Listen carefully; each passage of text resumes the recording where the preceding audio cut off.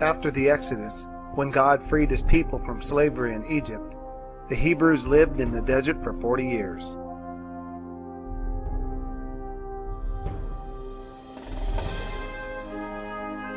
During this time, God designed a temporary place for him to dwell among his people.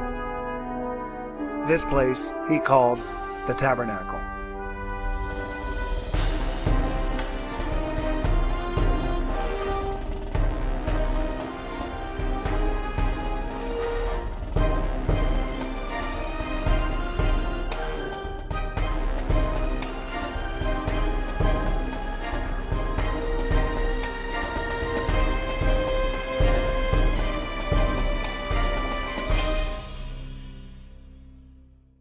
The tabernacle was made from the free will offerings of the Hebrew people. These offerings most likely came directly from the Egyptians when they borrowed from them just before they left in the Exodus.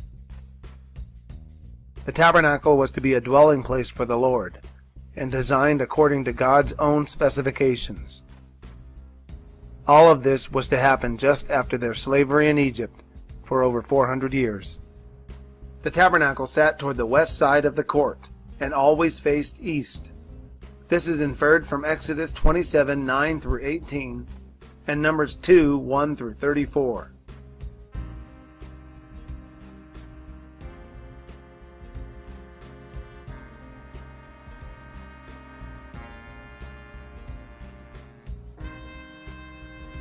All measurements of the tabernacle are in cubits, which is the span from hand to elbow. This is typically considered to be about 1.5 feet. The north and south side of the tabernacle wall was 100 cubits long. The east and west side of the tabernacle wall was 50 cubits long. The wall itself was 5 cubits tall. The tabernacle was 30 cubits long and 10 cubits wide.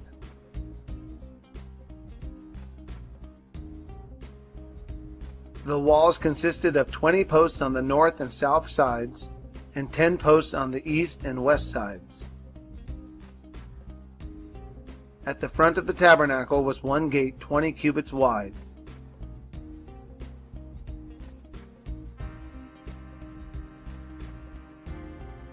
Just inside the gate was the brazen altar,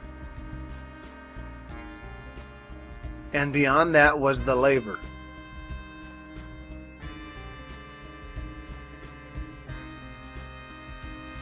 The tabernacle consisted of a tent-like structure which was covered by a thick woven material.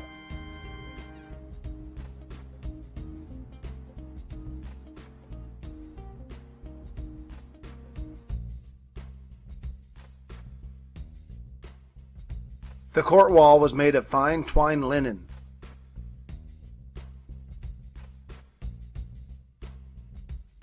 The posts were made of acacia wood.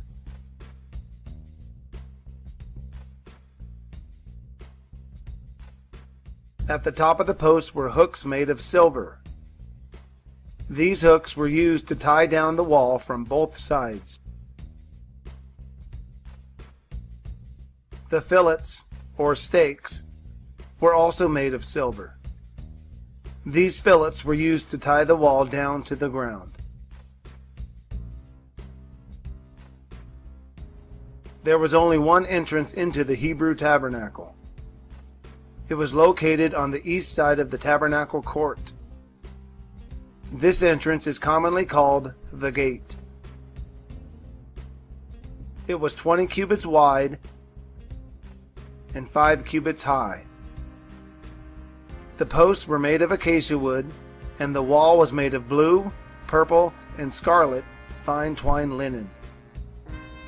It had 4 posts and 4 bases for support.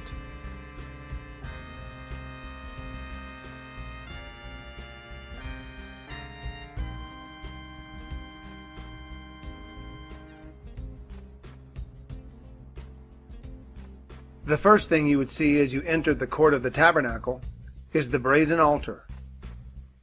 This altar was made of acacia wood covered in brass. It was 5 cubits square and 3 cubits tall. On the 4 corners were horns of brass. On top was a grate made of brass. It was here where the animal lay as it burned. On the side of the altar were 4 brass hooks where staves of acacia wood overlaid in brass were placed. These staves were used to carry the altar. The sacrifices offered on the brazen altar were the burnt offering, the sin offering, the trespass offering, the peace offering, and the meal offering.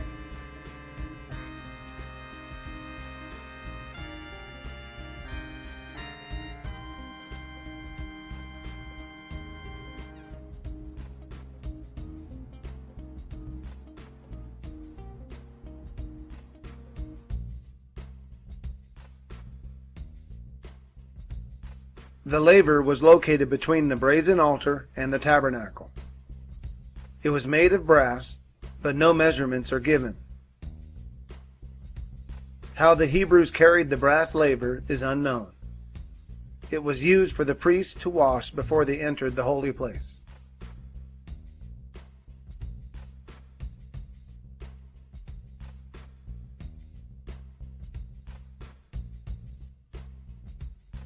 We will now enter through the gate and into the outer court.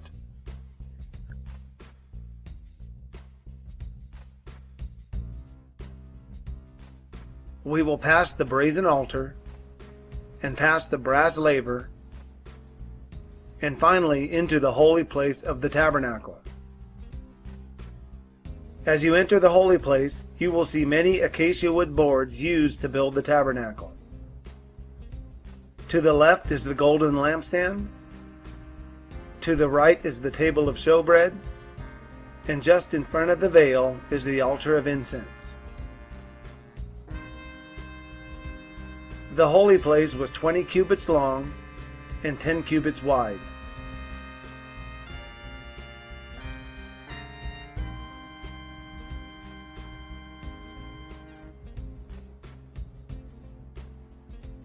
Each board was made of acacia wood overlaid with gold.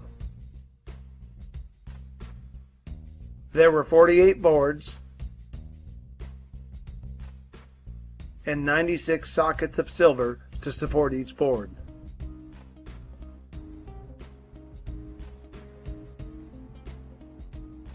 As you enter the tabernacle, directly to your right is the table of showbread.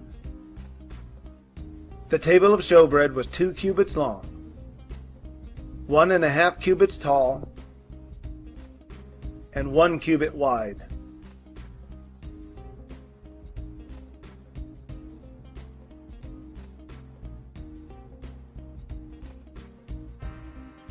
On top of the table are 12 cakes of bread in 2 rows. There are 4 rings to hold 2 staves.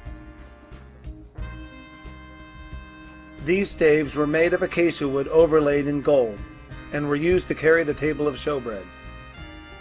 The table of showbread also contained dishes for cakes, spoons to pour frankincense, and bowls for offerings.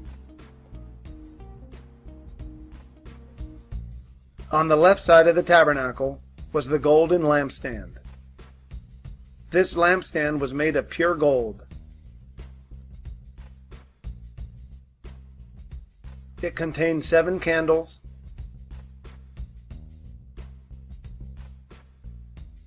6 branches, and 7 bowls for the flames. The flames to the lampstand were to be lit continually.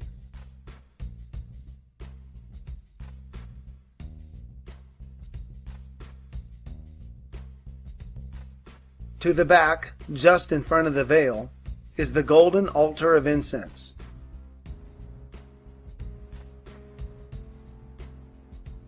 It was 2 cubits high and 1 cubit square. This altar was made of acacia wood overlaid in gold.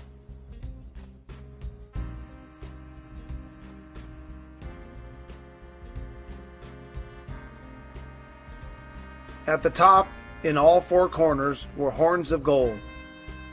It contained incense for burning, which was for the Lord only.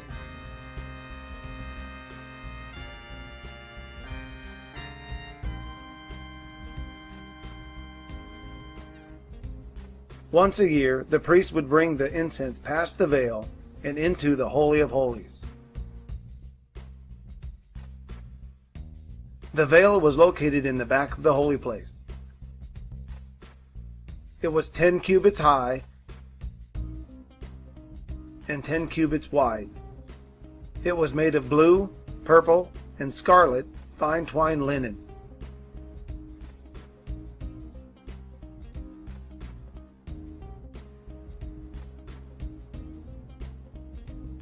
It contained cherubims woven within the linen. The veil separated the holy place from the Holy of Holies.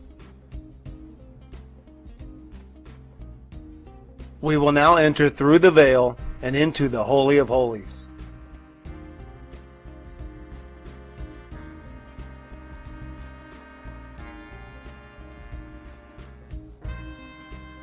The Holy of Holies is a perfect cube.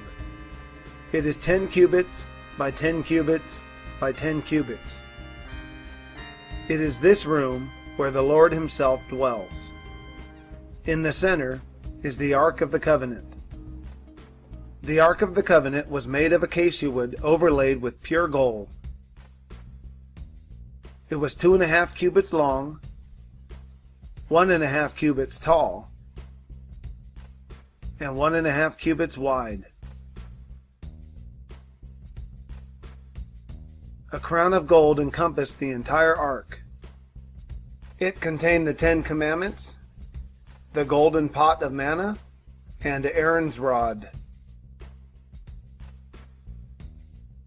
Located on top of the ark was the mercy seat. It contained 2 cherubim facing each other.